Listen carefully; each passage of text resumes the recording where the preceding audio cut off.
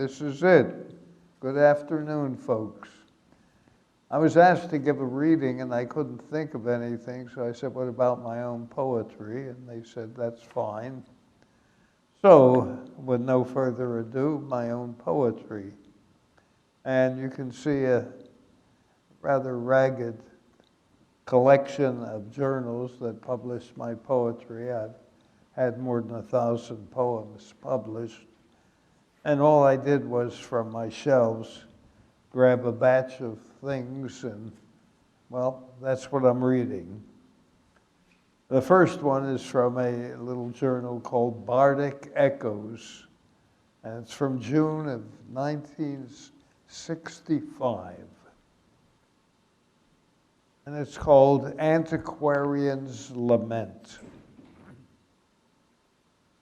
The stones of antiquity I wander, seeking the Rosetta, amidst pyramided texts by monumental treasures, forging below forgetful crusts, or fathoms deep in the jungle pool, is Rosetta. Every footnote begets a text, every text a tome, every text is soon forgot in search of the talisman stone. Oh, it's an Epimethean dance, terpsichore home in tonic trance.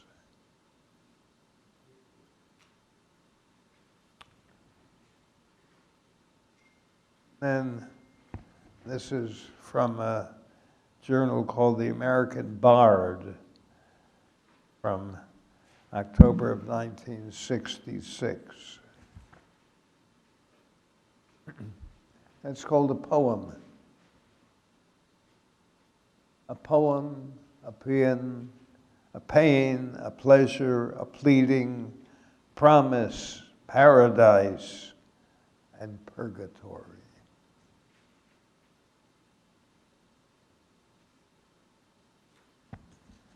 And then something called the Old Mill Pond Anthology, and that's relatively recent compared to most of the poems I'm reading. These are several poems, actually. That's from the year 2003.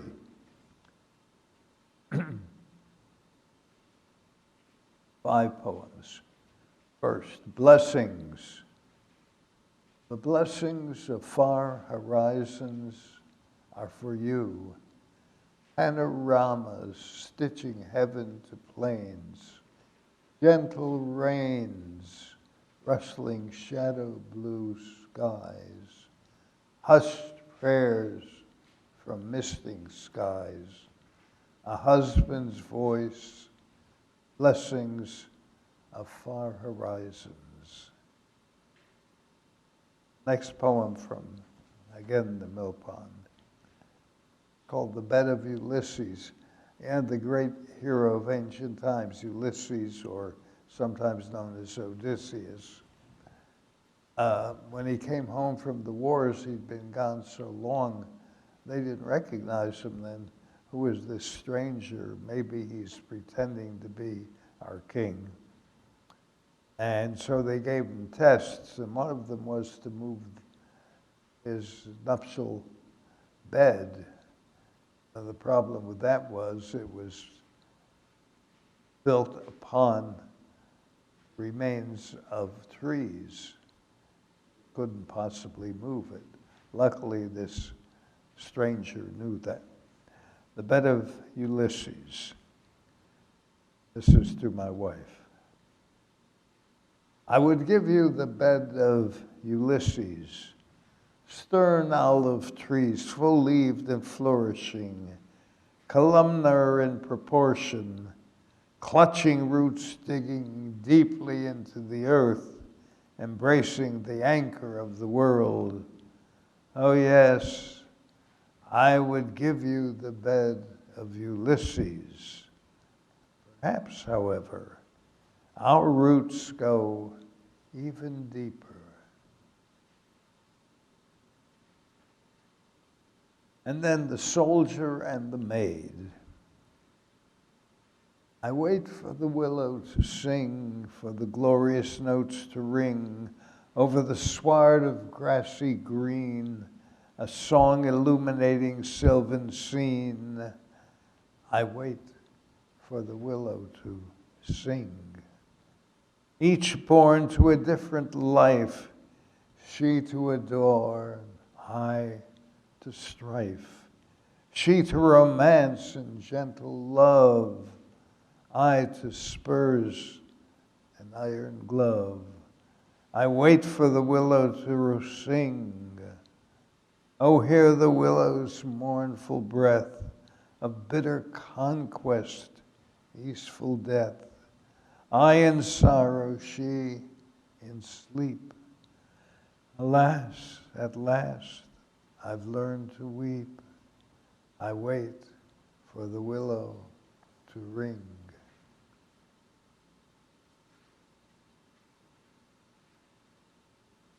This is called Far Away and Light Years. Far away, light years above, distant stars are bright, bringing me eternal love, shining through the darkest night. Forever my path through life, however steep the miles, whether joy or strife brings me tears or smiles. Adoration in my heart, radiant you shine, illuminated by your art that made true love mine. And last in this journal, Emily's Walk. Emily Dickinson, the great American poet, was a recluse, and I wrote this in honor of her attitudes. Emily's Walk. Emily Dickinson looked with a sigh and saw the dimity-laced ladies traipsing by, envied the carefree stride of their Sunday walk, promenading to church to pray and talk. And then she remembered with a rueful nod her forested walk to talk with God.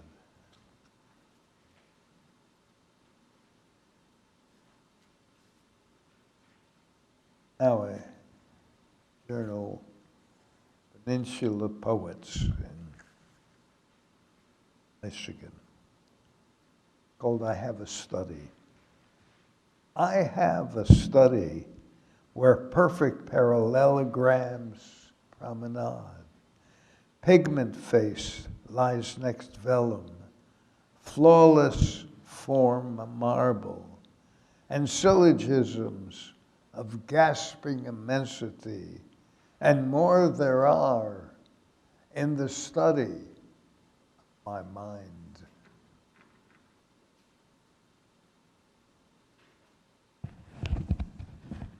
And this is from a journal called Bikurim that was published for the Jewish area of the Triangle. It's called On Reading Torah, Pardes. The Torah has 5 books: Genesis, Exodus, Leviticus, Numbers, and Deuteronomy. And Pardes means paradise. Grappled by the tentacles of Torah, I grasp yearningly for the plain sense, the simple meaning of the murky depths where I am submerged. Now I am engulfed by sermonic seas, by homilies that hide the shining light. I yearn for meaning in the dark and deep, seeking a lantern. The waters rush over my aching mind, cleansing me with elusive meaning, tides carrying me to forgotten foreign shores. I am anointed. Upward I float to the mysterious, secret sensations and hidden ideas, revelations and illuminations, a mind enlightened. I see the sun and moon, stars and planets, the Peshat, the Remez, the Drash and Sod, sense and sermon, illusion and secret, the ultimate heights, Pardes, paradise. And also from the Quran,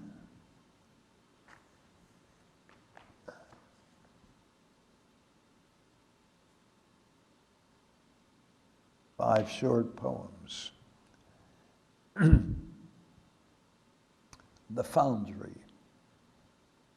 Molded in the foundry, penned into a walled city, we survived and thrived. The ghetto purged our impurities and made our faith as steel. A suppliant, like a hand stretched upward to heaven, the suppliant reaches out from earth. Jonah. Jonah had no more taste for whales than most men. God walked his garden one day, and birds sang a myriad of songs, beckoning trees bore forbidden fruits, perfumes wafted on gentle breezes, alone amidst perfection, God in his garden wept. Last from this journal, which was published in 2001. It's almost modern by comparison. Moses on Nebo. You know, Moses disobeyed one of God's orders on their trek through the desert. And as punishment, he was forbidden ever to enter the promised land. So the day before it came time for the children of Israel to enter the promised land, not Moses. So we climbed the nearby Mount Nebo and looked out over the mountain, across the waters to the promised land. And that's what this poem is about, Moses on Nebo. A glorious day, not a cloud in the sky. The air shimmered, a gleaming dawn of promise as the people strode forward to pass over. High on the mountain I glimpsed the bright vale, our hope, a land flowing with milk and honey. Tomorrow even brighter than today. But lurking there on the horizon, those ominous clouds, bitterness and horror, exile, endless journeys, Shoah, Pharaoh's no eternal, no lamentations. Yesterday's clouds break into bright rays, golden memories brighten shadows of regret. Farewell, memories. Farewell, my people. Your triumphs and tragedies, your hopes as you pass over to the Lord's land of promise. I stand alone at last, seeing far the eternal memories and the unending hopes, my Pisgah view of God's people, my people.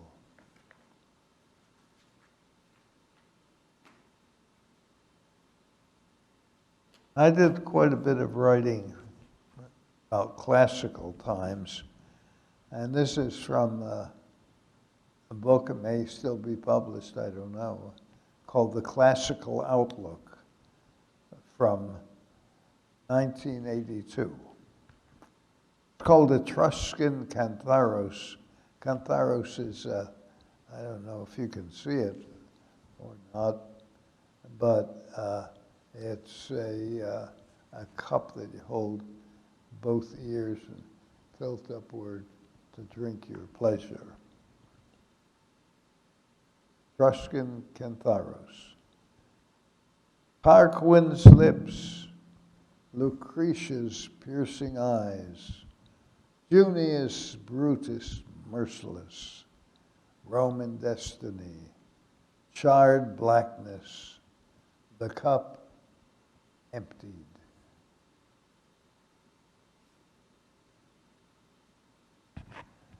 This is something called the flame. Date on it here. Oh well. Flame. And it's called to suggest a people. A professor of mine told the story when he was on a Greek island, and he knew that there was once an ancient city there called Segesta. And he asked at the desk, is there a way to see the ancient city? And they said, yeah, and they told him how to walk. It was 2 or 3 miles away. And he walked there and saw the remains of Segesta. And that inspired me to write this poem, to Segesta, a people. What of your young lovers, Segesta? What of them, ancient town? Amorously shaded by night, breathing the beauties of life, knowing that what all the world knows as love. What of your lovers, Segesta? And what of your children, Segesta? What of them, ancient town? Voices and bodies of youth, poised for the perils of life, vigilant as the young of our world. What of your children, Segesta? Antique temple, alone, testament of a deserted people, amidst turf traveled by men of tomorrow, abandoned to capricious desolation. Who led you astray? What befell you, Segesta?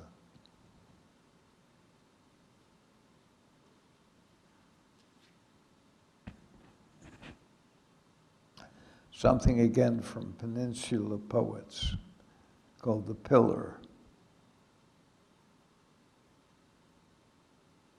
I have one at the conference center. The Pillar. Rooted into the ground, a fluted figure ecstatic and tacitly bulging into a last upward thrust, eternal agony, everlasting ecstasy. Ah, a Doric dwarf, rooted rubble.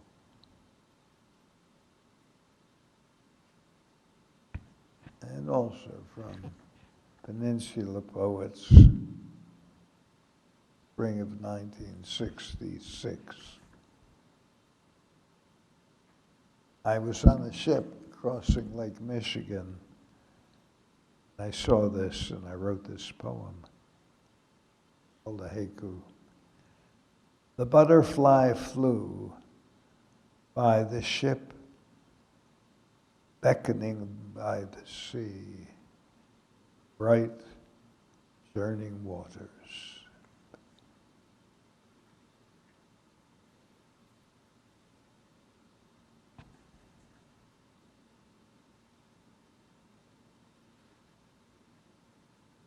Then, one of my favorite parts of the Bible is Ecclesiastes. That's a wonderful couple lines I like in Ecclesiastes. Of the making of books, there is no end, and much study is weariness of the flesh. Ecclesiastes. This is called Haikus Ecclesiastes. It's 3 of the short haiku poems. In every season is a time to weave the shroud around the war's victim. Come gather the stones to pile where the grave is dug in the healing earth. Let us sit here, love. Let us sit here while those more unwary weep, and we our silence keep.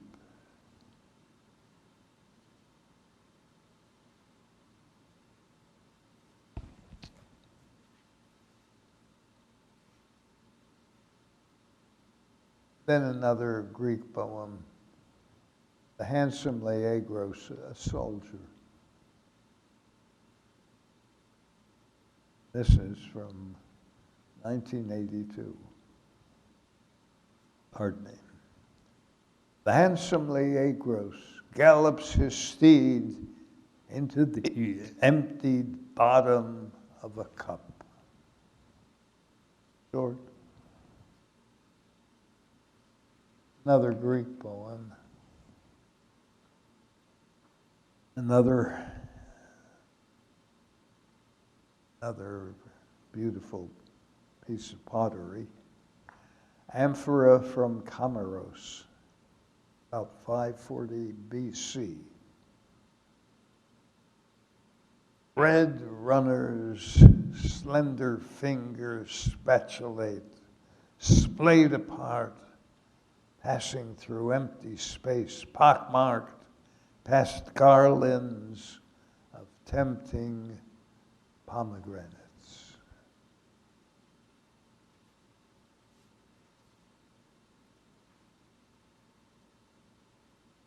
Then from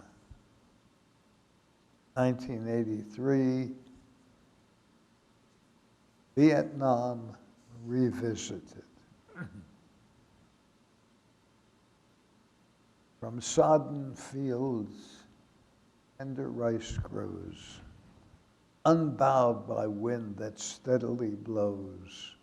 Across this land of featureless face, where man made victim of his own race, walking warily down the jungle track, slumping from a shot that shattered his back. He died far from home, half a world away. His mother had a question that day. Why? Why in that jungle did my child have to die? Vietnam, it's there. We reply.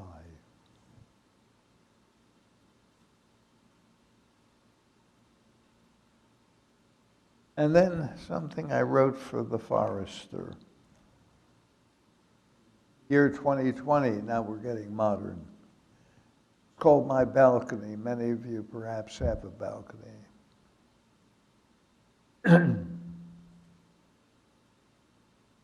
My balcony. Early each evening, I visit my balcony, king of the courtyard, surveying all the leafing trees when the wind blows. They wave me welcome, dance before me, prancing and bowing, my courtiers. And with me come liquids and my phone. Tonight, Mozart, and watching carefully for the rare bird, the foraging squirrel, and below the sidewalks winding along, rarely used during this pandemic. Leaving my domain empty before me, a rarity, a neighbor walking her dogs. Once a solitary walker, wending his ways, but otherwise barren, yielding all this beauty to me, sovereign of my domain, Lord of all I survey, alone with beauty, far from the agony of the virus and the violence of burning cities, alone in the lockdown, save for the internet, smug and a trifle smug, snug and a trifle smug, above the lonely world, enjoying and lamenting on my balcony.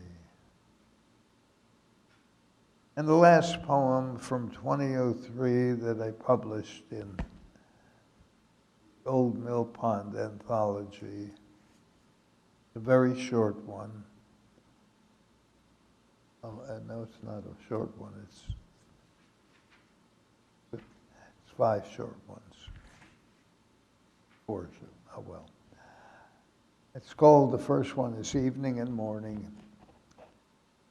In the cool moistness they walk side by side, awed by the silvery streaks in the sky, by the soft night sounds and the wind's sigh.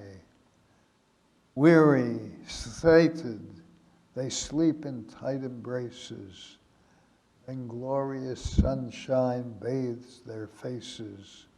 They walk again, side by side, verdant traces.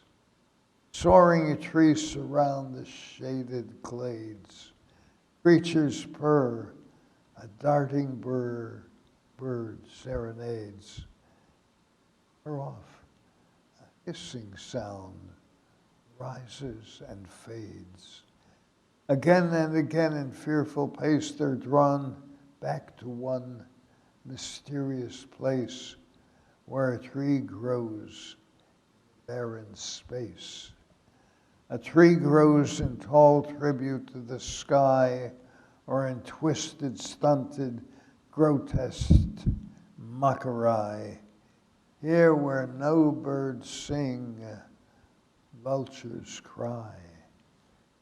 Never from this tree may humans borrow.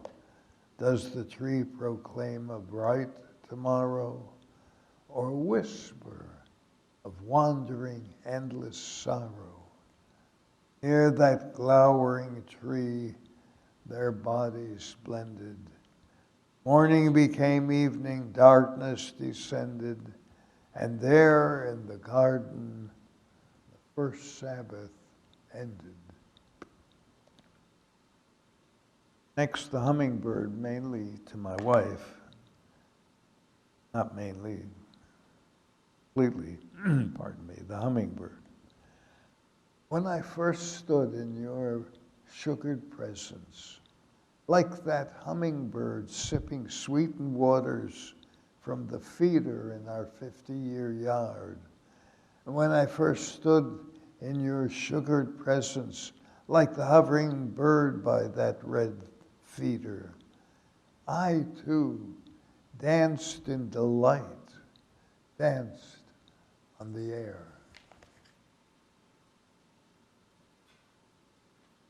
This is called The Fighting Temeraire. It's based on a painting by the British artist Turner. The Temeraire was a sailing vessel of the British Navy, but now they had motorized vessels. They didn't need it anymore. So it's being moved upriver to be torn apart. Fighting Temeraire. Move aside, my dear friend, your work is done. Enjoy your last view of the setting sun. Upriver the ship wends its way, weary, giving peace to the dawning of a new day. No banners are flying, no sail is set, there are no bands playing, we all forget. The ship fought bravely, so goes the story. It faced down the foe, earning its glory. Now shoved along under glorious sky, by steam and smoke and a new berth to lie. They'll rip up the deck and topple the mast, stove in the sides and the cannon recast. Hey, dear friend, we give way to the new. Remember, tomorrow's sunset is for you. Last, in honor of my children, my grandchildren, my great-grandchildren, not yet 3, the last poem. My family, that look of learning, a yearning to know, to love and dream of someday. A few of the 100-some-odd poems I wrote over the years. Have a good evening. Good night.